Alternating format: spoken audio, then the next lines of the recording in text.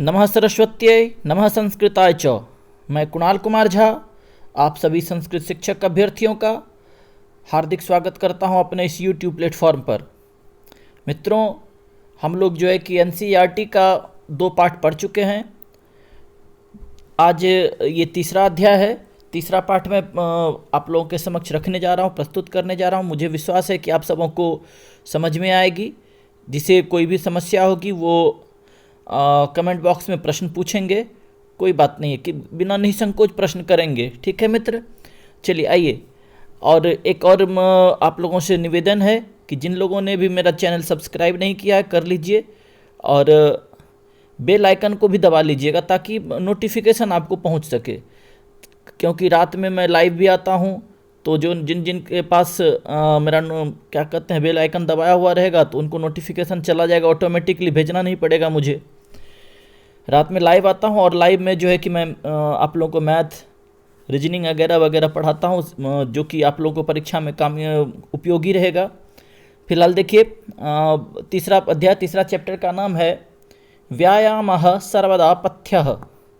व्यायामः सर्वदा पथ्य मतलब व्यायाम हमेशा उपयोगी है, हर चीज़ में उपयोगी है व्यायाम। ठीक है, व्यायाम सर्वदा पथ्यः, व्यायाम हमेशा उपयोगी है। आगे देखिए क्या कह रहा है। प्रस्तुतः पाठः सुश्रुत संहिता इति नाम्नः प्रसिद्धस्य आयुर्वेदिक ग्रंथस्य चिकित्सा स्थानगतात्।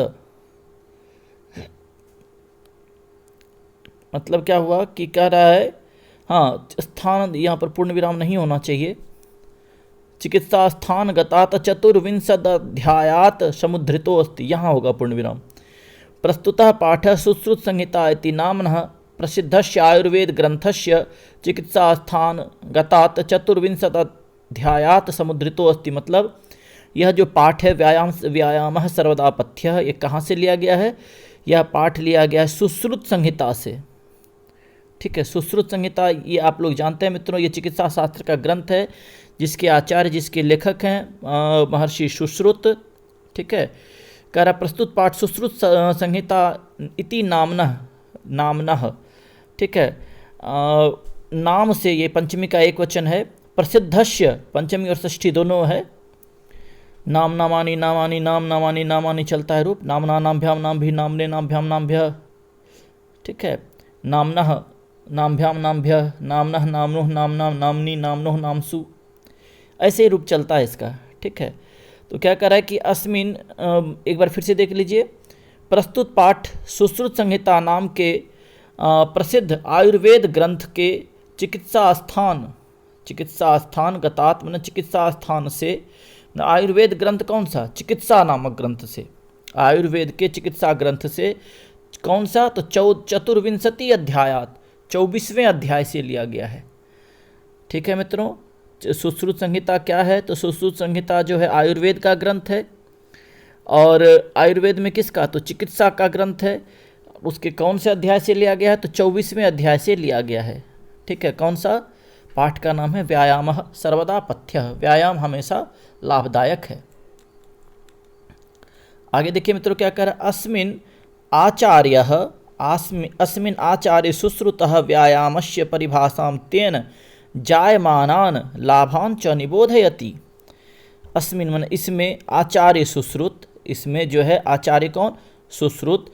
व्यायाम की, व्यायामस्य मन व्यायाम की, परिभाषाम व्यायाम की परिभाषा को, तेन जायमानान उससे होने वाले, जायमानान मन उससे होने वाले क्या? लाभांच और उससे होने वाले लाभों को निबोधयति बताते हैं। ठीक है, आचार्य सुश्रुत व्यायाम की परिभाषा और उससे होने वाले लाभ को क्या करते हैं? सबको बोध कराते हैं, बताते हैं। प्रामुख्येन शरीर सौष्ठवम कांति स्फूर्ति सहिष्णुता आरोग्यम च इत्यादि व्यायामस्य लाभाः सन्ति। प्रमुख रूप से शरीर की क्या है? सौष्ठवम मन शरीर की सुदृढ़ता, कांति मन चमक, स्फूर्ति मन स्फूर्ति, ठीक है तेजी, सहिष्णुता मन सहनशीलता, आरोग्य मन निरोगता, इत्यादि व्यायामस्य लाभः सन्ति, इत्यादि व्यायाम के लाभ हैं। एक बार फिर से देख लीजिए मित्रों। प्रस्तुता पाठ सुश्रुत संहिता इति नाम्नः प्रसिद्धस्य आयुर्वेद ग्रंथस्य चिकित्सा स्थानगतात् चतुर्विंशतिध्यायात् समुद्रितो अस्ति। प्रस्तुत पाठ सुश्रुत संहिता नामक प्रसिद्ध आयुर्वेद ग्रंथ के चिकित्सा नामक आयुर्वेद के ग्रंथ से 24वें अध्याय से लिया गया है। अस्मिन् आचार्य सुश्रुत, इसमें आचार्य सुश्रुत व्यायामस्य परिभाषा, व्यायाम की परिभाषा, तेन जायमानान और उससे होने वाले लाभान च निबोधयति और उससे होने वाले लाभों को बताते हैं। प्रामुख्येन शरीर सौष्ठवम कांति स्फूर्ति सहिष्णुता आरोग्यम च इत्यादि व्यायामस्य लाभाः सन्ति। प्रमुख रूप से शरीर की सुदृढ़ता, कांति, चमक, स्फूर्ति, सहिष्णुता और आरोग्य इत्यादि लाभ व्यायाम से इत्यादि लाभ हैं। समझ गए मित्रों। आइए श्लोक में आइए, क्या कहा जा रहा है। शरीरायासजननम कर्म व्यायाम संगितम तत्कृत्वा तु सुखम देहम विमृद्नियात समन्ततः। शरीरायासजननम कर्म व्यायाम संगितम तत्कृत्वा तु सुखम देहम विमृद्नियात समन्ततः। मतलब क्या कहा गया, शरीरा यास जननम कर्म व्यायाम संगीतम। मतलब शरीर के जितने भी कार्य हैं, शरीर से लेने वाले कार्य, शरीर से होने वाले कार्य, कर्म, शरीर के द्वारा जितने भी कर्म किए जाते हैं, ठीक है, शरीर के लिए जितने भी काम किए जाते हैं, व्यायाम संगीतम, उसे व्यायाम कहते हैं। ठीक है, शरीर के लिए, शरीर से होने वाला कार्य जितना भी कर्म है उसे क्या कहा जाता है, व्यायाम कहा जाता है। तत्कृत्वा तु सुखम देहम, उसको करने से, यानी क्या, शरीर से जितना भी काम लिया जाएगा, ठीक है, उसको करने से, शरीर से जो हम लोग व्यायाम करते हैं, व्यायाम को करने से क्या होता है, तो सुखम देहम, शरीर को सुख प्राप्ति होता है, शरीर को सुख की प्राप्ति होती है, शरीर को सुख मिलता है। विमृद नियात समन्ततः, विमृद नियात मतलब होता है मालिश करना, अपने शरीर का निरंतर मालिश करना चाहिए। मालिश जो हम लोग तेल लगा करके एकदम, जब जैसे पहलवान सब एकदम कसरत करता है, ठीक है, दंड और बैठक लगाता है और उसके बाद सरसों तेल से मालिश करना चाहिए अपने शरीर को, ऐसा इस श्लोक में कहा गया है। ठीक है, एक बार फिर से देख लीजिए। शरीराया सजननम कर्म व्यायाम संगीतम तत्कृत्वा तु सुखम देहम विमृद्नियात समन्ततः। मतलब शरीर से जितना भी कर्म किया जाता है, शरीर के द्वारा करने वाले कर्म व्यायाम कहलाते हैं। उसको करके शरीर को सुख की प्राप्ति होती है और शरीर का मालिश रोज करना चाहिए। ठीक है, दूसरा श्लोक में आइए। शरीरोपचयः कांतिर्गात्राणां सुविभक्तता दीप्ताग्नित्वमनालस्यं स्थिरत्वं लाघवं मृजा। थोड़ा मैं बड़ा कर देता हूँ ताकि आप लोगों को, मुझे भी स्पष्ट दिखेगा। देखिए, शरीरोपचयः कांतिः गात्राणां सुविभक्तता दीप्ताग्नित्वमनालस्यं स्थिरत्वं लाघवं मृजा। मतलब शरीरोपचयः, व्यायाम करने से क्या क्या होता है लाभ, ये श्लोक में बताया गया है। शरीरोपचयः, शरीर की वृद्धि होती है, शरीर की क्या होती है, वृद्धि होती है, शरीर का विकास होता है।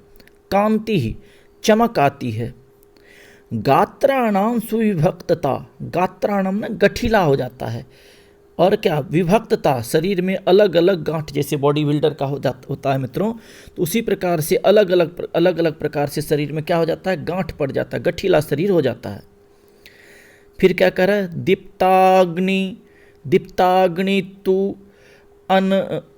दीप्ताग्नित्वम नालस्यम, मतलब दीप्त जोड़ अग्नि, दीप्त जोड़ अग्नि जोड़ तू जोड़ अमन जोड़ आलस्यम, मतलब क्या हो गया, दीप्ताग्नि, यहाँ पर ये पेट की अग्नि की बात कही गई है, यानी कि जठराग्नि। व्यायाम करने से मित्रों जठराग्नि जागृत होती है, यानी पाचन शक्ति तेज होती है।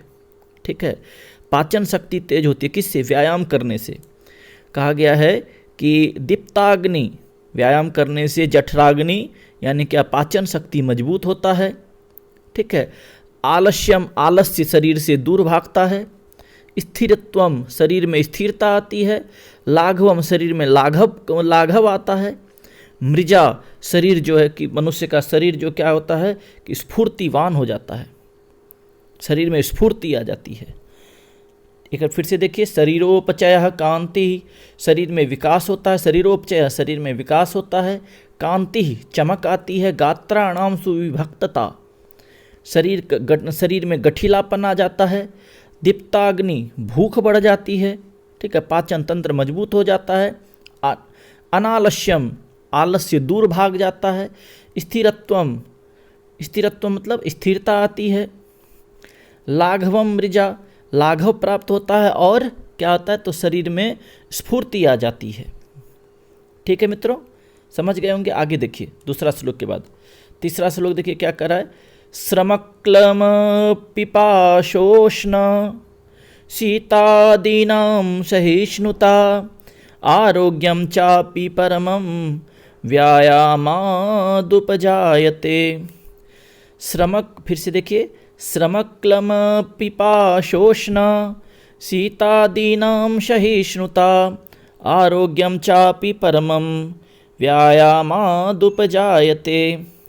मतलब श्रम,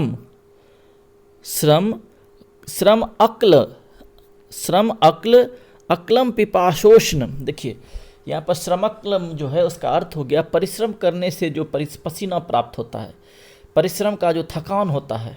ठीक है, परिश्रम करने के से जो थकान होता है उससे क्या क्या होता है, तो पिपाशो, प्यास लगती है। उससे क्या होता है, प्यास लगती है। और क्या, तो उष्ण, शीतादीनाम सहिष्णुता, गर्मी और ठंडा। उष्ण में गर्मी और शीत में हो गया ठंडा। गर्मी और ठंडा दोनों को सहने की शक्ति आ जाती है। मतलब गर्मी और ठंडी दोनों में आप समभाव से रह सकते हैं, समान भाव से। ये नहीं कि आप परेशान हो जाएंगे। अगर यदि आप व्यायाम करते हैं, आप अगर मान लीजिए आपका शरीर स्वस्थ है, फिट है, तो आपको ना तो गर्मी का ज़्यादा असर होगा ना ही आपको ठंडी का ज़्यादा असर होगा। ठीक है, आरोग्यम चापि परमं व्यायामादुपजायते।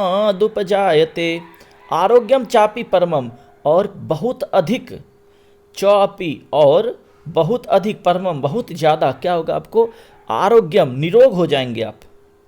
व्यायाम उपजायते, व्यायामात उपजायते, मतलब व्यायाम से ये सब उत्पन्न होता है।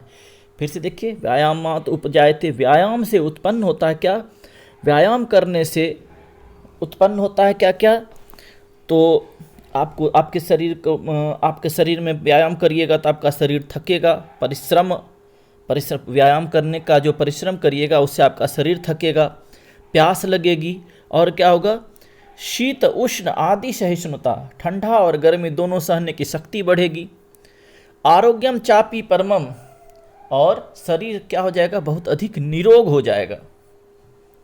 ठीक है, अगला देखिए क्या कर रहा है। ना चास्ति सदृशम तेन किंचित स्थौल्यापकर्षकम कर्षणम न च व्यायामिनं मर्त्य मर्द्यन्त्यरतो बलात्। देखिए क्या कह रहा है कि न चास्ति सदृशम तेन किंचित स्थौल्याप कर्षणम न च व्यायामिनं मर्द्यन्त्य रयो बलात्। तो क्या हुआ, इसका अर्थ क्या हुआ, न च अस्ति सदृशम तेन, उसके जैसा, तेन सदृशम उसके जैसा, न च अस्ति और उसके समान कोई नहीं है। कौन क्या नहीं है उसके समान कोई, किंचित स्थौल्य अपकर्षणम, स्थौल्य मन स्थूलता, मोटापन को यानी कि आपके शरीर में अगर चर्बी है तो मोटेपन को कम करने का उसके समान, उसके जैसा कोई और दूसरा उपाय नहीं है। किसके जैसा? न च व्यायामिनम, न च, और क्या कह रहा है? जो व्यायाम करता है, न च, और नहीं है कोई व्यायाम करने वाले के समान। क्या? तो मर्द्य अंत्यो बलात्, उसको कोई भी बलपूर्वक मतलब क्या कहते हैं, पराजित नहीं कर सकता है। बल से उसको कोई पराजित नहीं कर सकता। किसको? जो क्या है? व्यायामी, है ना, व्यायाम करता है, जो भी परिश्रमी है, व्यायाम करने वाला है, उसको कोई भी बल से पराजित नहीं कर सकता है। फिर से देख लीजिए, न चास्ति सदृशम तेन किंचित स्थौल्यापकर्षणम न च व्यायामिनम मर्द्यंत्य रयो बलात्। यानी कि न च अस्ति सदृशम तेन, किंचित, कोई भी नहीं है उसके समान, क्या करने का? तो स्थौल्य, मोटापन को, चर्बी को, अपकर्षणम मतलब कम करने का, मोटापे को कम करने का उसके समान कोई और दूसरा उपाय नहीं है। न च व्यायामिनम मर्द्यंत रहतो बलात्। और परिश्रमी व्यक्ति को, जो भी व्यायाम करता है, व्यायाम करने वाले व्यक्ति को कोई भी बल से पराजित नहीं कर सकता है।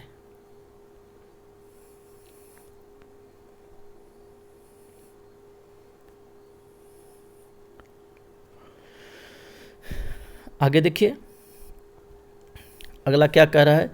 न चैनम सहसाक्रम्य जरा समधिरोहति स्थिरी भवति मांसम च व्यायामाभिरतस्य च।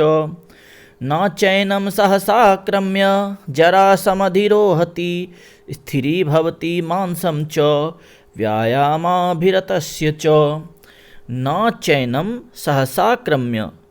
न चैनम सहसाक्रम्य जरा समाधिरोहति स्थिरी भवति मांसम च व्यायामाभिरतस्य च। मतलब क्या हुआ? न च एनम सहसाक्रम्यम जरा समाधिरोहति, न च एनम, जो इसको करता है, किसको? जो व्यायाम करता है उसको नहीं, क्या? सहसाक्रम्य, अचानक आक्रमण नहीं करता है, उसको अचानक नहीं आक्रमण करता। कौन? तो जरा, बुढ़ापा, समधिरोहति, और उसके ऊपर आरोहण भी नहीं करता है। बहुत लोग देखेंगे कि कम उम्र में ही बूढ़े जैसा लगने लगता है, ठीक ना, उसका शरीर बिल्कुल ही क्या हो जाता है? दुर्बल हो जाता है, और क्या कहते हैं, बिल्कुल कर्महीन जैसा उसका शरीर, किसी कर्म के योग का नहीं रहता है। लेकिन जो व्यायाम करता है, न चैनम सहसाक्रम्य जरा समाधिरोहति, जो लगातार व्यायाम करता है उसको अचानक जरा मतलब बुढ़ापा न आक्रमण नहीं करता है। जो लगातार व्यायाम करता है उसको बुढ़ापा आक्रमण नहीं करता है, और उस पर आरोहण नहीं करता, यानी उस पर सवार नहीं होता है। स्थिरी भवति मांसम च, और उसका मांस, उसके शरीर का मांस स्थिर हो जाता है। ठीक है, स्थिर हो जाता है यानी क्या? और झूलता नहीं है, ढीला ढाला नहीं रहता है। व्यायामाभिरतस्य च, जो व्यायाम करता है, फिर से देख लीजिए, जो व्यायाम करता है उस पर अचानक बुढ़ापा आक्रमण नहीं करता है और उस पर आरोहण नहीं करता है, उसके शरीर का मांस स्थिर हो जाता है। ठीक है मित्रों, आगे देखिए क्या कह रहा है? तो व्यायाम श्विन्न गात्रस्य पदभ्यामुदवर्तितं वो नरम व्याधयो नोपसर्पन्ति वैनतेयमिवोरगाः वयोरूपं गुणैर्हीनम अपि कुर्यात् सुदर्शनम। देखिए कितनी अच्छी बात कही गई है। व्यायाम श्विन्न गात्रस्य पदभ्याम उत वर्तितं वनरम व्याधयो नोपसर्पन्ति वैनतेयमिवोरगाः वयोरूपगुणैर्हीनम अपि कुर्यात् सुदर्शनम। मतलब क्या हुआ कि व्यायाम स्विन्न गात्रस्य, जो निरंतर व्यायाम करता है, उसका शरीर गठीला हो जाता है। पदभ्याम मुत वर्तितम व नरम, और वो भी क्या, कैसा, कैसे व्यायाम करने के लिए कह रहा है, पदभ्याम उत्वर्तितम, दोनों पैरों को ऊपर उठा करके जो व्यायाम करता है। देखिए क्या कह रहा है, जो दोनों पैरों को, वह नरम, वह मनुष्य जो अपने दोनों पैरों को ऊपर उठा करके व्यायाम करता है, व्यायाम स्विन्न गात्र से, उसका शरीर गठीला हो जाता है, शरीर स्वस्थ हो जाता है, सुदृढ़ हो जाता है। व्याधयो नो उपसरपंती, उसके पास रोग कभी नहीं आता है। व्याधयो नो उपसरपंती, उसके पास रोग कभी नहीं आता। कैसे, वैनतेयम इव उरगा, वैनतेयम इव उरगाह, वैनतेयम इव उरगाह, जैसे वैनतेयम ना हो गया क्या, तो वो कौन एक ठो पक्षी, हाँ बाज, हाँ बाज, जैसे बाज के पास, चील के पास, बाज के पास कभी सांप नहीं आता है, उरगाह, उसके पास कभी सर्प नहीं आता। कैसे, जैसे जो व्यायाम करता है उसके पास ठीक वैसे ही रोग कभी नहीं आता है, जैसे बाज के पास कभी सांप नहीं आता है। वयोरूपम गुणैर्हीनमपि कुर्यात सुदर्शनम, कह रहा है कि जो वयोरूपम गुणैर्हीनमपि, मतलब जवानी के गुण से जो हीन है, सुंदर नहीं है, ठीक है, रूप नहीं है उसको, वह भी कुर्यात सुदर्शनम, वह भी व्यायाम करने के बाद सुंदर लगने लगता है। अगर वह प्रतिदिन व्यायाम करता है तो वह भी सुंदर लगने लगता है, ठीक है, वह भी सुंदर लगने लगता है। अगर यदि उसका रूप गुण अच्छा नहीं है लेकिन वह प्रतिदिन व्यायाम करता है तो वह भी सुंदर लगने लगता है। एक बार फिर से देख लीजिए, व्यायाम श्विन्न गात्रस्य पदभ्याम उदवर्तितम वनरम, व्याधयो नोपशर्पन्ति वैनतेयमिवोरगाः, वयोरूपम गुणैर्हीनम अपि सुकुर्यात सुदर्शनम। मतलब जो प्रतिदिन व्यायाम करता है, कैसे, तो दोनों पैरों को, वह मनुष्य जो अपने दोनों पैरों को ऊपर उठा करके प्रतिदिन व्यायाम करता है, उसका शरीर स्वस्थ हो जाता है, सुदृढ़ हो जाता है। व्याधयो नोपसर्पन्ति, उसके पास कभी रोग नहीं आता है। कैसे, वैनतेयम इवोरगाः, जैसे बाज के पास कभी सांप नहीं आता है। वयोरूपम गुणैर्हीनम कुर्यात सुदर्शनम, जो बिल्कुल ही अपने जवानी से हीन है, युवावस्था उसमें अच्छी नहीं है, रूप नहीं है अच्छा, युवावस्था में रूप और गुण से जो हीन है, वह भी अगर प्रतिदिन व्यायाम करता है तो वह भी दिखने में अच्छा, सुदर्शनम, सुंदर दिखने लगता है। आगे देखिए, व्यायामं कुर्वतो नित्यं विरुद्धम अपि भोजनम, विदग्धम अविदग्धम वा निर्दोषम परिपच्यते। व्यायामं कुर्वतो नित्यम विरुद्धम अपि भोजनम, अगर कोई मनुष्य प्रतिदिन व्यायाम करता है और वह विरुद्धम अपि भोजनम, वह अगर यदि अपने शरीर के विरुद्ध भी भोजन कर लेता है, कुछ गलत भी खा लेता है, ठीक है, अनाप शनाप भी भोजन कर लेता है, तो वह भी क्या, विदग्धम अविदग्धम वा, कच्चा खा ले भोजन वह, या सीधा पका हुआ भोजन खा ले, निर्दोषम परिपच्यते, सारा का सारा भोजन पच जाता है उसको। किसको, जो रोज व्यायाम करता है। व्यायामं कुर्वतो नित्यं विरुद्धम अपि भोजनम, विदग्धम अविदग्धम वा निर्दोषम परिपच्यते। जो प्रतिदिन व्यायाम करता है वो अगर किसी भी प्रकार का विपरीत भी भोजन कर लेता है, जैसे कोई कहता है रात में ये खा लिए थे इसीलिए ऐसा हो रहा, ऐसा पेट गड़बड़ हो गया, शरीर नहीं, आज खाने का मन नहीं कर रहा है, गैस हो गया है, ये सब समस्याएं किसको आती हैं, जो प्रतिदिन व्यायाम नहीं करता। अगर यदि वह मनुष्य प्रतिदिन व्यायाम करेगा तो क्या, विदग्धम अविदग्धम वा, चाहे वह कच्चा भोजन खा ले या सीधा वह भोजन कर ले, निर्दोषम परिपच्यते, सारा का सारा भोजन उसको पच जाता है। अगला देखिए मित्रों, व्यायामो ही सदा पथ्यो बलिनाम स्निग्ध भोजिनाम, शौच शीते वसंते च तेषां पथ्यतमः स्मृतः। व्यायामो ही सदा पथ्यो बलिनाम स्निग्ध भोजिनाम, शौच शीते वसंते च तेषां पथ्यतमः स्मृतः। व्यायामो ही सदा पथ्यो, जो हमेशा क्या करता है, व्यायाम करता है, प्रतिदिन व्यायाम करता है। बलिनाम स्निग्ध भोजिनाम, वह क्या हो जाता है, बलवान हो जाता है, और वह क्या हो जाता है कि उसे सारा का सारा सभी प्रकार का भोजन उसको पचता है। सौ च शीते वसंते च तेषां पथ्यतमः स्मृतः। वह शीत और वसंत सभी में, सभी ऋतुओं में वह क्या रहता है कि स्वस्थ रहता है, और सभी दिन उसको व्यायाम करना पड़ता है, सभी दिन व्यायाम करना चाहिए। शीत और वसंत दोनों में एक समान रह करके व्यायाम करना चाहिए।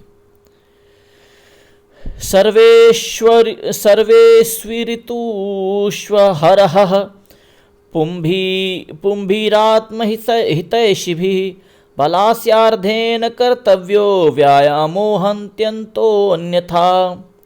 क्या कहा, सर्वेषु अवृतुष्व हरः पुंभिरात्महितैषिभिः बलास्यर्धेन कर्तव्यो व्यायामो हन्यतो अन्यथा। मतलब क्या कहा कि सर्वेषु ऋतुषु सभी ऋतुओं में क्या करना चाहिए कि सभी मनुष्यों को सभी ऋतुओं में व्यायाम करना चाहिए। कैसा, बलस्य अर्धेन, अपने बल के आधा, जितना शरीर में बल है उस बल का क्या कितना व्यायाम करना चाहिए, बल का आधा व्यायाम करना चाहिए। ठीक है, बल का आधा व्यायाम सभी को करना चाहिए। कब, तो सभी ऋतुओं में व्यायाम करना चाहिए। नहीं तो क्या होता है, व्यायामो हंति अतो अन्यथा। अच्छा, जो व्यायाम नहीं करेगा अन्यथा वह क्या हो जाएगा, वह मृत्यु को प्राप्त कर लेगा, वह मर जाएगा। व्यायाम नहीं करेगा तो वह रोगी हो जाएगा, और जल्दी धीरे क्या कहते हैं, शीघ्रता से उसकी मृत्यु हो जाएगी। ये कवि यानी क्या, ये लेखक का कहना है सुश्रुत जी का कि सर्वेषु ऋतुषु, सभी ऋतुओं में सबों को प्रतिदिन व्यायाम करना चाहिए। कैसा, तो बलस्य अर्धेन, अपने बल का आधा। जो व्यायाम नहीं करता है ऐसा, उसकी मृत्यु निश्चित हो जाती है। आगे देखिए, ये अपने बल का आधा व्यायाम कैसा होता है वो अगले श्लोक में बताया गया है। हृदि स्थान स्थितो वायुर्यदा वक्त्रं प्रपद्यते व्यायामं कुर्वतो जन्तोस्तद्बलार्धस्य लक्षणम्। क्या कहा, हृदय स्थान स्थितो वायु यदा वक्त्रं प्रपद्यते। जब हृदय में स्थित वायु, जब मनुष्य के हृदय में स्थित जो वायु है, हृदय में जो कि स्थिर रुकी हुई वायु, रुका हुआ वायु है, वह जब वायु क्या होता है, यदा, जब वक्त्रम प्रपद्यते, जब मुख में आ जाता है। ठीक है, मुख में आ जाता है। व्यायामम कुर्वतो जंतो, जब व्यायाम जंतु में मनुष्य जब व्यायाम करते समय, ठीक है, व्यायाम करेगा, और व्यायाम करने के पश्चात हृदय में स्थित वायु जब मुख में आ जाती है तो उसको कहा जाता है बलार्धस्य लक्षणम। उसको बल के आधे का लक्षण कहा गया। मतलब जब हम लोग देखते हैं मित्रों, जबकि हम व्यायाम करने लगते हैं, अधिक ज़्यादा व्यायाम करते हैं या दौड़ने लगते हैं, तो हमारे सांसें फूलने लगती है, हमारा दम जो है कि बहुत तेज़ी से सांस चलने लगता है। तो वो तेज़ी से सांस कैसे चलने लगता है, हमारी वायु कहाँ से आ गई उतनी तेज़, कहीं बाहर से तो हवा मुंह में आया नहीं है। वायु कहाँ स्थिर है, वायु जो है कि मौजूद है हमारे हृदय में। वही हृदय जो है कि तेज हो जाता है, और हृदय में जो स्थिर जमा हुआ वायु है वह हमारे मुख में आ जाता है, और हमारा सांस फूलने लगता है। तो उसी को कहा गया कि इसी का नाम क्या है, तो इसी का नाम है बलार्ध। इसी का नाम क्या है, बलार्ध। यानी कि इससे पहले श्लोक में क्या कहा गया कि व्यायाम कैसा करना चाहिए, तो अपने बल का आधा व्यायाम करना चाहिए, अपने शरीर की क्षमता के आधे में व्यायाम करना चाहिए। तो फिर अगले श्लोक में उस बल का आधे का परिभाषा बताया क्या गया, हृदय स्थान स्थितो वायु यदा वक्त्रं प्रपद्यते। हृदय में स्थित, हृदय में जो मौजूद वायु है वह जब मुख में आ जाएगा, कब, व्यायाम करते समय जब वह वायु मुख में आ जाए, तभी मनुष्य को वह समझना, तब मनुष्य के बल का आधा कहलाता है, आधे का लक्षण कहलाता है।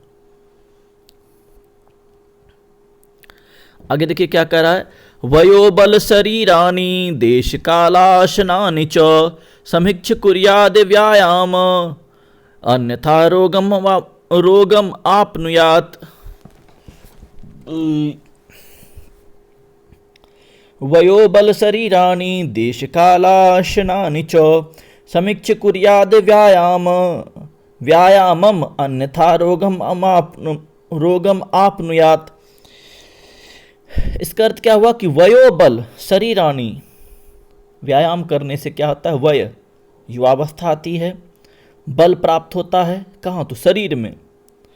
देश कालासनानि च, ये कैसे, कहाँ, कब कब करना चाहिए, देश समय, ठीक है, देश समय स्थिति और परिस्थिति को देख करके व्यायाम प्रतिदिन करना चाहिए। इससे क्या होता है कि क्या क्या, तो वय, अभी या इसको ऐसे भी कर सकते हैं, इस प्रकार से भी अर्थ कर सकते हैं आप कि अपनी अवस्था, वय माने अवस्था, बल, शरीर, ठीक है, क्योंकि सब एक ही साथ है तो उसका एक साथ अर्थ बना लीजिए।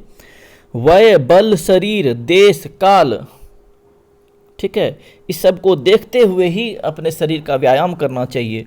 अवस्था, बल, शरीर, देश, समय आदि चीज को देखते हुए क्या करना, समीक्ष कुर्यात, सबकी समीक्षा करके व्यायाम करना चाहिए। अन्यथा रोगम आपनुयात, अन्यथा रोग निश्चित रूप से आएगा। यानी कि अगर यदि आप बुढ़ापे में अभी श्लोक पढ़े, श्लोक सुने और बुढ़ापे में आप डंबल मारने लगेंगे अचानक, प्रतिदिन अभ्यास है तो अलग बात है, लेकिन अचानक आप डंबल उठाने लगेंगे तो आपको रोग निश्चित रूप से होगी। आप क्या कहते हैं कि बाल्यावस्था में हैं, आप ज़्यादा वजन उठा करके व्यायाम करने लगिएगा अचानक, तो भी आप रोगी हो जाएंगे।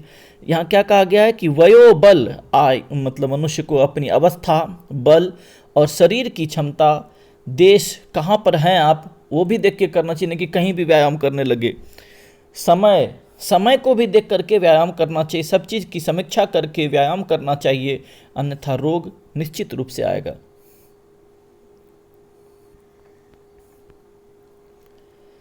अब आइए मित्रों, चैप्टर प्रश्नोत्तरी कर लीजिए।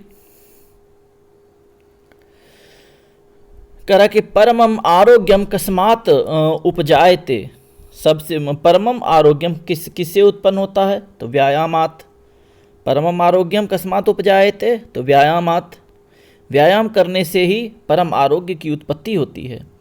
कस्य मांसम स्थिरी भवति, किसका मांस स्थिर होता है, तो शरीरस्य, शरीर का मांस स्थिर हो जाता है। इसका उत्तर हो जाएगा शरीरस्य, कस्य मांसम स्थिरी भवति, तो शरीरस्य मांसम स्थिरी भवति, शरीर का मांस स्थिर हो जाता है। सदा कह पथ्य, हमेशा क्या करना चाहिए, तो सदा व्यायाम पथ्य, हमेशा व्यायाम करना चाहिए। कह पुंभी सर्वेषु ऋतु व्यायाम कर्तव्य,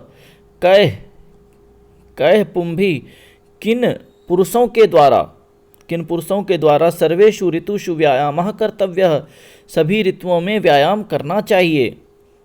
यहाँ था ना मित्रों श्लोक,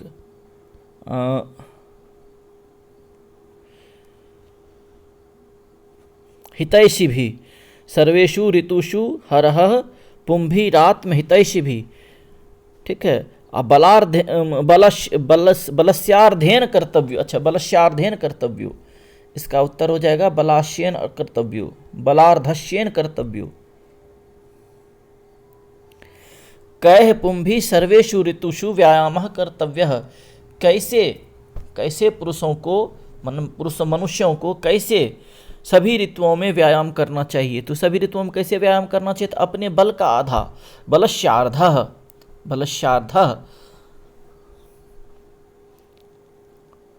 व्यायाम स्विन्न गात्रस्य समीपम केन उपसर्पन्ति, मतलब व्यायाम करने वाले मनुष्य के समीप में कौन नहीं आता है, तो केन उपसर्पन्ति, तो रोगम न उपसर्पन्ति, रोग कभी नहीं आता है, ठीक है। अधोलिखितानां प्रश्नानां उत्तराणि संस्कृत भाषया लिखतु, नीचे लिखे गए प्रश्नों के उत्तर संस्कृत भाषा में लिखिए। कीदृशम कर्म व्यायाम संगीतम कथ्यते, कैसा कर्म व्यायाम कहलाता है, कैसा कर्म, तो शरीराणि कर्म, शरीर का जितना भी कर्म है वो सारा का सारा कर्म क्या कहलाता है, व्यायाम कहलाता है। व्यायामात किम उपजायते, व्यायाम करने से क्या क्या उत्पन्न होता है, तो व्यायाम करने से क्या होता है कि शरीर स्वस्थ होता है, शरीर निरोग होता है ना। जरा कस्य सकाशम सहसा न समाधिरोहति, जरा वृद्धावस्था बुढ़ापा किसके पास अचानक नहीं आता है? तो जो मनुष्य प्रतिदिन व्यायाम करता है, जो प्रतिदिन क्या करता है, व्यायाम करता है, उसके पास कभी भी बुढ़ापा अचानक नहीं आती है। कस्य विरुद्धम अपि भोजनम परिपच्यते, किसका विरुद्ध भोजन भी परिपच्यते न पच जाता है। तो जो व्यायाम करता है ना, जो व्यायाम करता है, व्यायामस्य विरुद्धम अपि भोजनम परिपच्यते, कियता बलेन व्यायाम कर्तव्य, कितने बल से व्यायाम करना चाहिए? तो बलस्यार्धः, कियता कितना, तो बल के आधा, जितना शरीर में बल है उसका आधा व्यायाम करना चाहिए। अर्धबल से लक्षणम किम, अर्धबल का लक्षण क्या है? अर्धबल का लक्षण क्या है मित्रों?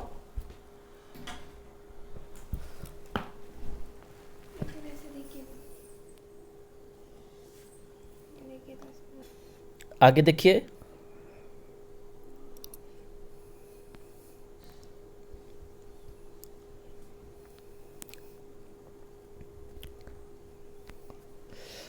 कह रहा है क्या? उदाहरण अनुसृत्य कोष्ठक गतेषु पदेषु तृतीया विभक्ति प्रयुज्य रिक्त स्थानानि पूर्यत।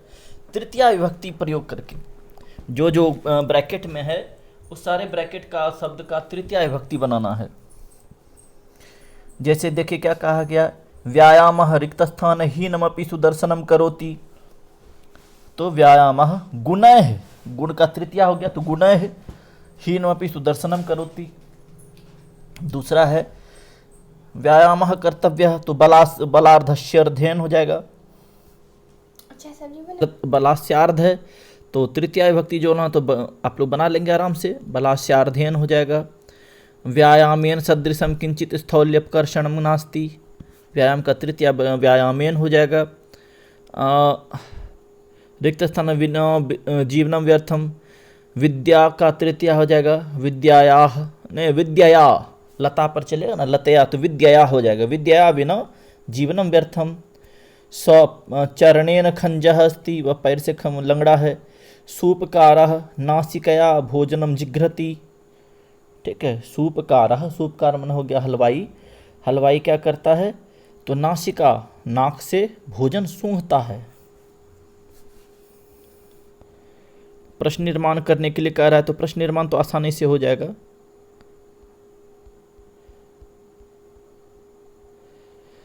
स्थूल पदम आधृत्य प्रश्न निर्माणम कुरुत, मोटे पद के आधार पर प्रश्न का निर्माण करिए। शरीरस्य है, शरीरस्य आयास जननम कर्म व्यायाम इति कथ्यते, तो कस्य हो जाएगा। अरयः, अरि अरि अरयः, तो हो जाएगा के व्यायामिनः नार्दयन्ति, कह कौ के हो जाएगा, अरि अरि अरयः होता है तो कह कौ के हो गया। आत्महितैषि भी, तो कै हो जाएगा, न का भी हो जाएगा। आत्महितैषि भी सर्वदा व्यायामः कर्तव्यः, तो क्या आ जाएगा, का भी सर्वदा व्यायामः कर्तव्यः। का भी जो रिक्त स्थान में क्या ऑप्शन में का भी रहेगा, तो का भी वाला टिक कर देंगे। व्यायामं कुर्वतः विरुद्धम भोजनम अपि परिपच्यते, व्यायामं कुर्वतः किम भोजनम कीदृशम भोजनम, विरुद्धम भोजनम तो कीदृशम भोजनम अपि परिपच्यते।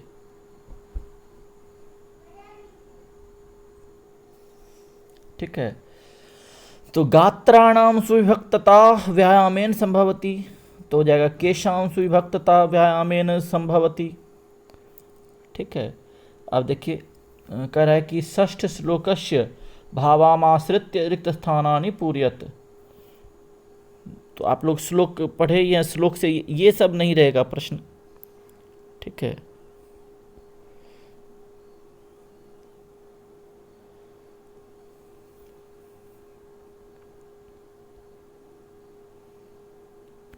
आप लोग प्रश्न को सम्यक रूप से देख लीजिए।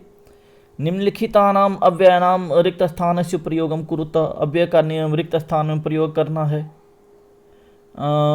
रिक्त स्थान व्यायाम कर्तव्य, तो हो जाएगा क्या, सर्वदा व्यायाम कर्तव्य या सदा व्यायाम कर्तव्य, देख लेंगे वैसा। रिक्त स्थान मनुष्य सम्यक रूपेण व्यायाम करोति तदा सह तिष्ठति, तो क्या हो जाएगा यहाँ पर,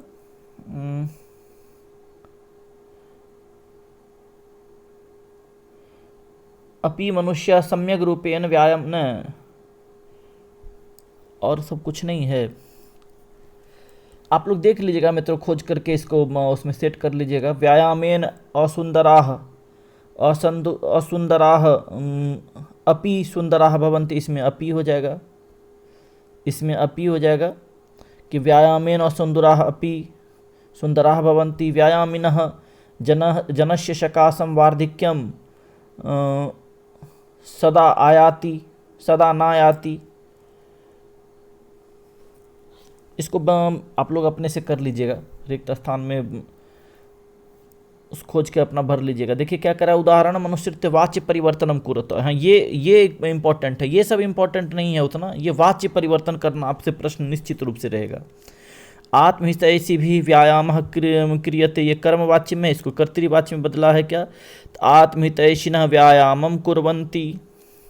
ठीक है, तो यहाँ पर देखिए अगला देखिए क्या कर रहा है कि बलवता विरुद्धमपि भोजनम पाच्यते। तो यहाँ क्या आ जाएगा, बलवतः, तृतीया है ना, तृतीया का प्रथमा बदल देंगे तो क्या आ जाएगा, बलवतः विरुद्धमपि भोजनम पचति। पाच्यते है तो क्या आ जाएगा, पचति। यहाँ पर अगर बहुवचन में रहेगा तो यहाँ पर हो जाएगा पचति, पचतः, पचंती। ठीक है, आगे देखिए क्या कर रहा है, क्षमा करेंगे मित्र, मेरे एक मित्र का फोन आ गया था। हाँ, तो देखिए आगे क्या कह रहा है कि आप लोग इसको कर लीजिएगा उसी तरह से। जनः व्यायामेन कांति लभ्यते, तो हो जाएगा जनः